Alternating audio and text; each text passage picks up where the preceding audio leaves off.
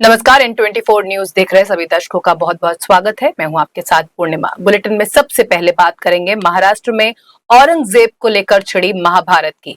औरंगजेब पर विवादित बयान के बाद समाजवादी पार्टी के नेता अबू आसिम आजमी को महाराष्ट्र विधानसभा से सस्पेंड कर दिया गया है, लेकिन सस्पेंशन के बाद भी ये मामला शांत नहीं हुआ। पक्ष और विपक्ष अपने अपने तरीके से इस मामले को उठा रहे हैं और अबू आजमी की विधायकी को रद्द करने की मांग हो रही है। आपको बता दें कि महाराष्ट्र सरकार में मंत्री चंद्रकांत पाटिल ने विधानसभा सत्र से अबू आजमी को सस्पेंड करने के लिए प्रस्ताव पेश किया था। वहीं बीजेपी नेता सुधीर मुनगंटीवार ने कहा कि आजमी को विधायकी से हटाया जाना चाहिए, न कि सिर्फ एक सत्र से उन्हें सस्पेंड करना चाहिए। छत्रपति शिवाजी महाराज पूजनीय हैं और उनका अपमान करने वालों को हम आसानी से जाने नहीं दे सकते हैं। वहीं चंद्रकांत पाटिल ने स्पष्ट किया कि सुप्रीम कोर्ट के फैसले के मुताबिक विधायकों को एक सत्र से अधिक समय तक के लिए सस्पेंड नहीं किया जा सकता। इसका आकलन करने के लिए समिति का गठन करेंगे कि क्या विधायक के तौर पर आजमी को उनकी सदस्यता से सस्पेंड किया जा सकता है या नहीं। अबू आजमी के निलंबन के बाद भाजपा विधायक राम कदम ने अपनी प्रतिक्रिया दी और कहा कि आने वाले समय में उनकी विधायकी को भी रद्द करने के लिए समिति का गठन किया जाएगा।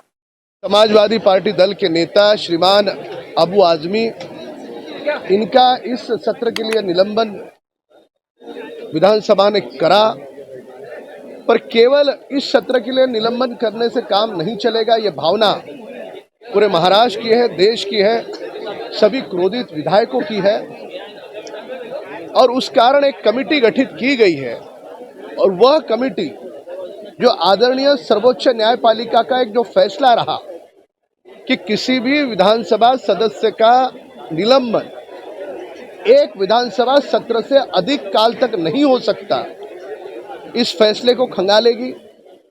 कानून के अलग अलग प्रावधान उनको देखेगी और किस कानून के तहत निलंबन के पश्चात भी और क्या कड़ी से कड़ी कार्रवाई होगी, उसको खंगाल करके उसकी तफ्तीश करते हुए देखेगी। पर जिन्होंने ये बहुत बुरा वक्तव्य दिया, अभद्र भाषा का प्रयोग किया, उस समाजवादी पार्टी के दल के नेता को कड़ी से कड़ी शिक्षा होगी, कठोर से कठोर दंड होगा। धन्यवाद। तो राजनीतिक गलियारों में खासी हलचल है। औरंगजेब पर दिए अपने बयान के बाद निलंबन हुआ है। विवादित बयान के बाद हुई कार्रवाई को लेकर अबू आजमी की भी प्रतिक्रिया अब सामने आई है। उन्होंने कहा कि सत्ता पक्ष के लोगों ने उनके बयान को गलत तरीके से पेश किया है। अबू आजमी ने कहा कि जो भी होगा देखा जाएगा, लेकिन स्पीकर के फैसले के खिलाफ वो कानून का सहारा लेंगे।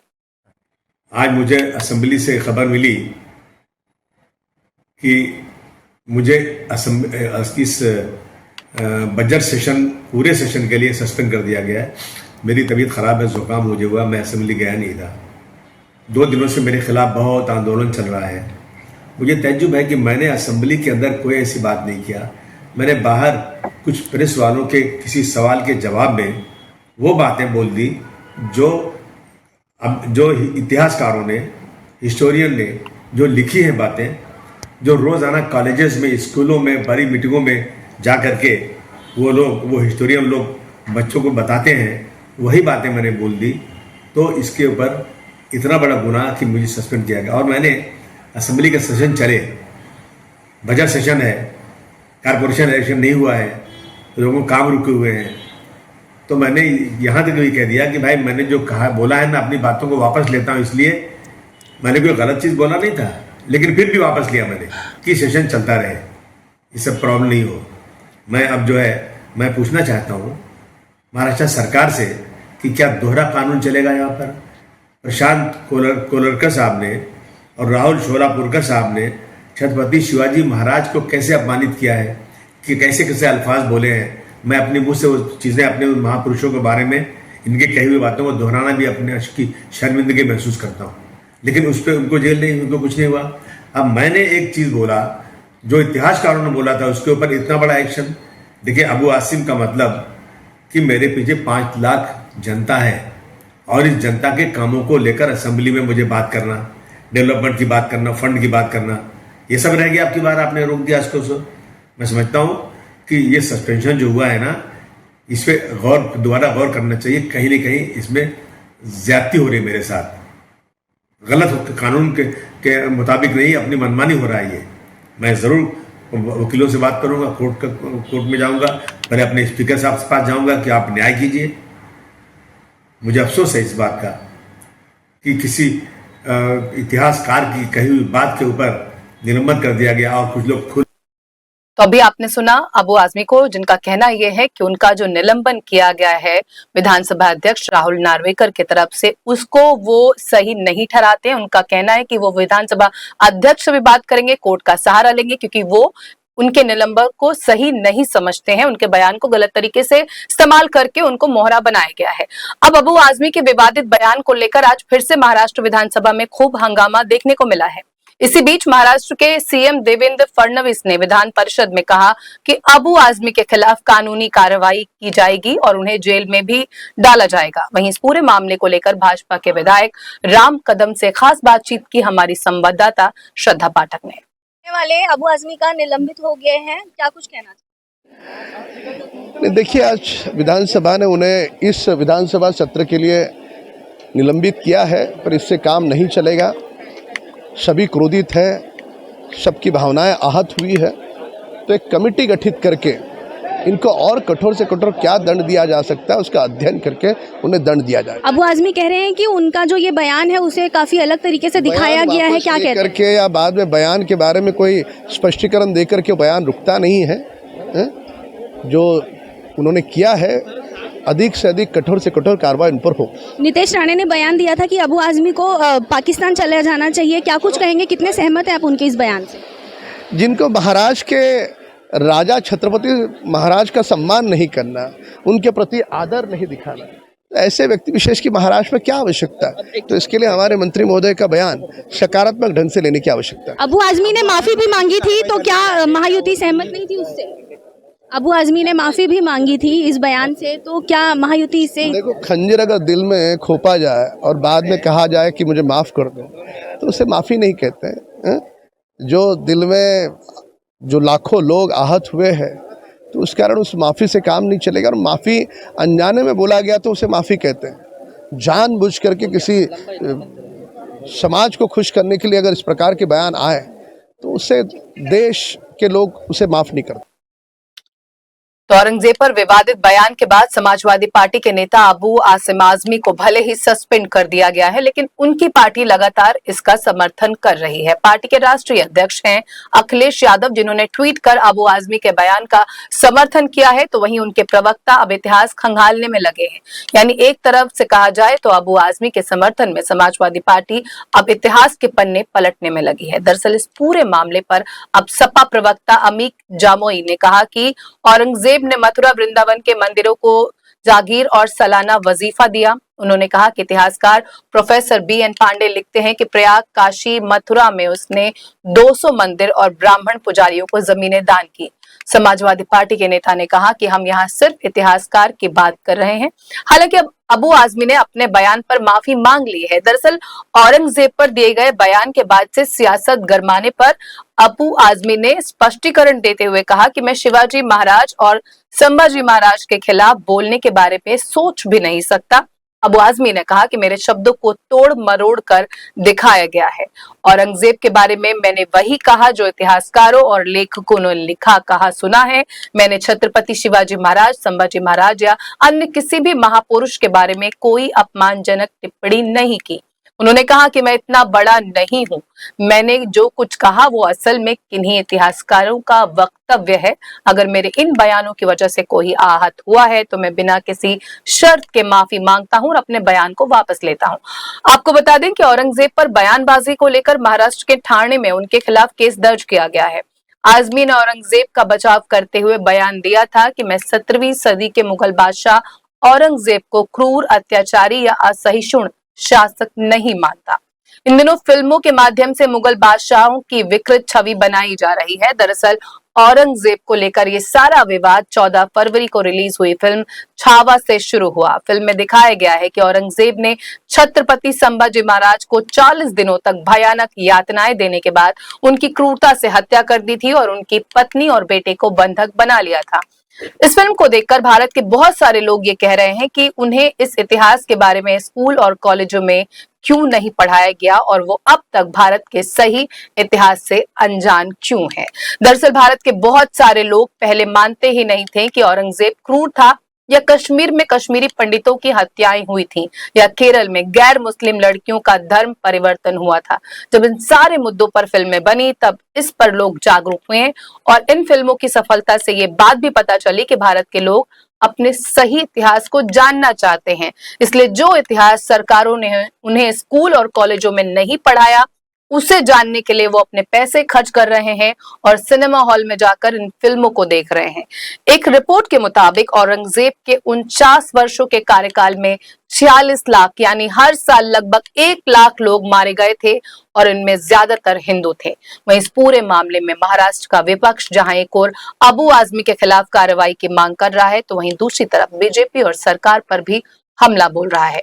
शिवसेना के विधायक आदित्य ठाकरे ने महाराष्ट्र के सीएम देवेंद्र फडणवीस पर आरोप लगाया है कि छत्रपति शिवाजी महाराज का अपमान करने वाले प्रशांत कोरेटकर और सोलापुरकर जैसे लोगों को बचाने के लिए अबू आजमी यानी कि जो भाजपा की बी टीम है, उन्हें आगे किया गया है। मुख्य सचिवांनी पत्र दिलेलं आहे एकनाथ शिंदे यांच्या विरोधात की अमृत योजनेमध्ये 57 लाख रुपयाचा जो अपहार झाला तो त्यांच्या मार्फत करण्यात आला। मी मुख्य सचिवांचं अभिनंदन करतो आणि कदाचित आपल्याला आता कळलं असेल की तत्कालीन मुख्यमंत्री घटनाबाई एकनाथ शिंदे ह्या सचिवांच्या मागे मुख्य सचिवांच्या मागे का लागले होते। त्यांना बदलायचं होतं, मग प्रेशर टाकत होते, सौनिक साहेबांवर टाकत होते, सौनिक मॅडमवर टाकत होते, पण चांगल्या अधिकाऱ्यांना बदलायचं आणि जे तुम्हाला दोषी ठरवतील, जे तुमचा भ्रष्टाचार पकडतील, जे चुकीचं काम करायला नाही बोलतील त्यांना काढून टाकायचं, हा जो त्यांचा डाव होता तो मी उघडा पाडला होता। आज हे जे काही त्यांनी पत्र लिहिलं असेल अशीच अनेक पत्र मी मागच्या काळात लिहिली होती आणि आता मुख्यमंत्र्यांकडे जाऊन देणार आहे। रस्त्याचा घोटाळा एकनाथ शिंदेंचाच हात आहे।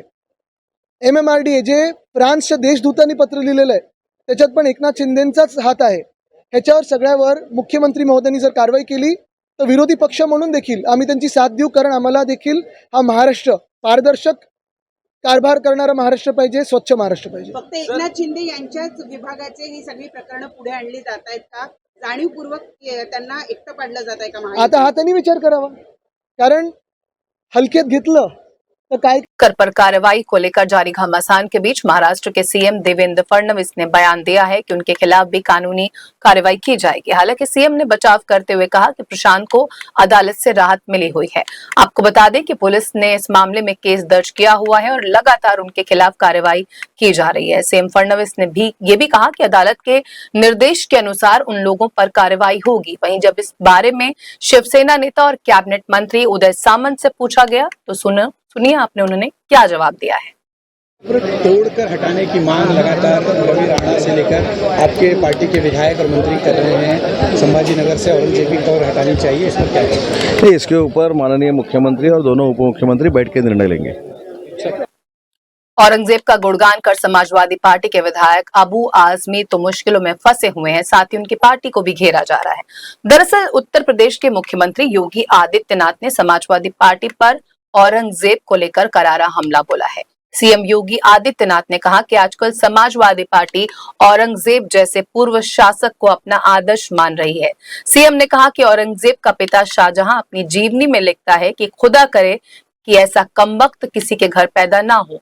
उसने आगरा के किले में अपने बाप को कैद करके रखा। सीएम योगी ने अबू आजमी को लेकर कहा कि उस कमबख्त को पार्टी से निकालो और एक बार यूपी भेज दो, उपचार हम कर देंगे। सीएम योगी ने सवाल किया है कि क्या उसको भारत के अंदर रहने का अधिकार होना चाहिए। समाजवादी पार्टी को इस पर जवाब देना चाहिए। अबू आजमी को पार्टी से क्यों नहीं निकालते। मुख्यमंत्री योगी ने कहा कि डॉक्टर राम मनोहर लोहिया प्रखर समाजवादी थे। आज समाजवादी पार्टी लोहिया जी के विचारों से कितनी दूर हो चुकी है। आज भारत की विरासत को कोसना समाजवादी पार्टी का उद्देश्य हो गया है। वैसे आपको बता दें कि भारत का इतिहास ऐसी हजारों घटनाओं से भरा पड़ा है जो ये बताती हैं कि औरंगजेब सबसे क्रूर मुगल शासक था और वो हिंदुओं से नफरत करता था। साल 1679 में औरंगजेब ने हिंदुओं पर जजिया टैक्स लगा दिया था जो सिर्फ हिंदू देते थे और मुसलमानों को इससे पूरी तरह से छूट मिली हुई थी। वहीं छत्रपति शिवाजी महाराज ने जजिया टैक्स के विरोध में औरंगजेब को एक पत्र लिखा था, जिसमें उन्होंने ये कहा था कि औरंगजेब एक ऐसा राजा है जो अपना खजाना गरीब हिंदुओं को लूटकर भरना चाहता है। छत्रपति शिवाजी महाराज ने अपने इस पत्र में औरंगजेब की सांप्रदायिक नीतियों का भी विरोध किया था, लेकिन इसे विडंबना ही कहेंगे कि आजादी के लगभग 75 वर्षों तक छत्रपति शिवाजी महाराज के महाराष्ट्र में एक जिले का नाम औरंगाबाद था, जो औरंगजेब के नाम पर ही पड़ा था।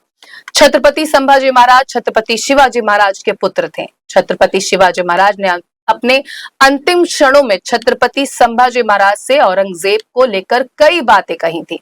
उनका कहना था कि उन्होंने जीवित रहते हुए वो सब कुछ किया जो मुगल साम्राज्य और औरंगजेब के अत्याचार को रोकने के लिए जरूरी था, लेकिन अब उनकी मृत्यु के बाद ये लड़ाई उनके पुत्र छत्रपति संभाजी महाराज को अकेले लड़नी होगी और यह रास्ता उनके लिए बहुत कठिन होगा।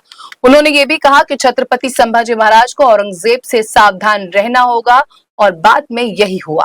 औरंगजेब ने छल और धोखे से छत्रपति संभाजी महाराज को बंदी बनाया, उन पर इस्लाम धर्म को अपनाने के लिए दबाव बनाया, उन्हें 40 दिनों तक भयंकर यातनाएं दी गईं, गर्म लोहे से उनकी आंखों को बाहर निकाल लिया गया, गर्म चिमटों से उनके शरीर की खाल को उधेड़ दिया गया, उनके नाखूनों को उखाड़ा गया और धीरे धीरे उनके हाथों और पैरों को काटा गया। उनका अपमान करने के लिए उन्हें जंजीरों में बांधकर उनका जुलूस निकाला गया और उन्हें ये कहा कि अगर छत्रपति संभाजी महाराज इस्लाम धर्म को अपना लेंगे तो औरंगजेब उनके जान को बख्श देगा। लेकिन संभाजी महाराज का पराक्रम ऐसा था कि औरंगजेब उनकी आंखों में आंखें डालकर बोलने से डरता था। औरंगजेब के प्रशंसक दावा करते हैं कि उसने कई हिंदू मंदिरों का निर्माण कराया था और इनमें दिल्ली के चांदनी चौक का गौरी शंकर मंदिर भी शामिल है। वहीं कुछ इतिहासकार दावा करते हैं कि इस मंदिर का निर्माण औरंगजेब के दरबारी अप्पा गंगाधर ने कराया था और इस मंदिर के निर्माण के लिए औरंगजेब ने खुद अपने पास से पैसे दिए थे। लेकिन बहुत सारे इतिहासकार इन तथ्यों को गलत भी मानते हैं और ये कहते हैं कि इस मंदिर के निर्माण में औरंगजेब की कोई भूमिका नहीं थी। ये मंदिर वर्ष 1761 में बना था, जबकि औरंगजेब की मृत्यु साल 1707 में यानी 54 साल पहले ही हो चुकी थी। सच्चाई यह है कि वर्ष 1658 में से लेकर 1707 तक औरंगजेब ने भारत के 15 करोड़ लोगों पर लगभग 49 साल तक राज किया और इस दौरान उसके आदेश पर कई मंदिरों को ध्वस्त किया गया। इनमें मथुरा का केशव राय मंदिर भी शामिल था, जिसमें वर्ष 1670 में तोड़ने का आदेश औरंगजेब की तरफ से दिया गया था। इसके अलावा औरंगजेब ने अपने कार्यकाल में गुजरात के सोमनाथ मंदिर को भी 2 बार तोड़ने का आदेश दिया, पहली बार 1659 में और दूसरी बार 1706 में।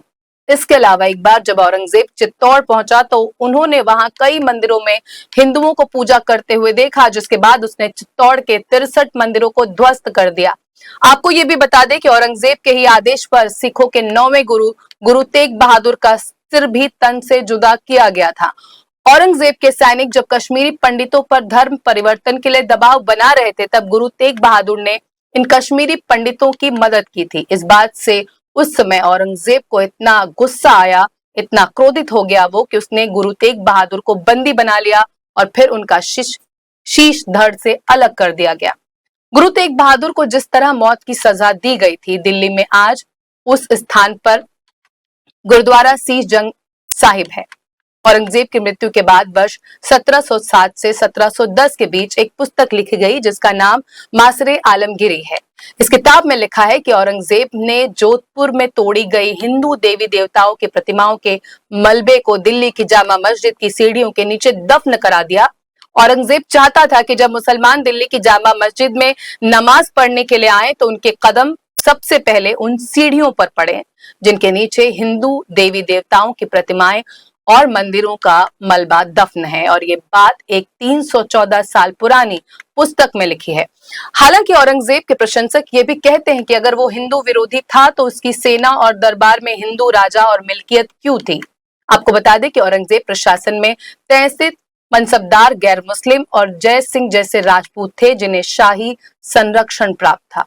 कुल मिलाकर देखा जाए तो औरंगजेब को भारत के लिए एक अच्छा शासक नहीं माना जा सकता, ऐसे इतिहासकार मानते हैं। एक धड़ा ये भी है जो कहता है कि औरंगजेब ने बहुत सारा ऐसा काम किया जो देश के हित में था, हिंदुस्तान को आगे ले जाने के लिए था। ऐसे में नेताओं को ऐसी बयानबाजी से बचने की जरूरत है जहां पर हम दो राह पर खड़े हैं और ये हमारे आने वाले वक्त के लिए, समाज के लिए बेहतर नहीं होगा। ऐसे में इस तरह की बयानबाजी से बचना ही वक्त की जरूरत है।